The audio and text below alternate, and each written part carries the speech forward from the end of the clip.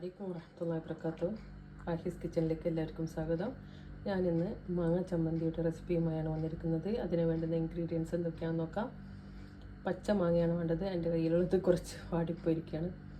പച്ചമാങ്ങ, പച്ചമുളക്, ഇഞ്ചി, വെളുത്തുള്ളി, പുതിനയില, മല്ലിയില, അല്പം ചെറുനാരങ്ങ. പച്ചമാങ്ങയാണെങ്കിൽ ചെറുനാരങ്ങയുടെ ആവശ്യമില്ല. പിന്നെ വേണ്ടത് തേങ്ങയാണ്. തേങ്ങയും കുറച്ച് പച്ചമാങ്ങയും ഞാൻ മിക്സിയിലേക്ക് ഇട്ട് കൊടുത്തിരിക്കുകയാണ്. ഇനി പച്ചമുളകും വെളുത്തുള്ളിയും പുതിനയിലയും മല്ലിയിലേക്കും ചേർത്ത് കൊടുക്കും.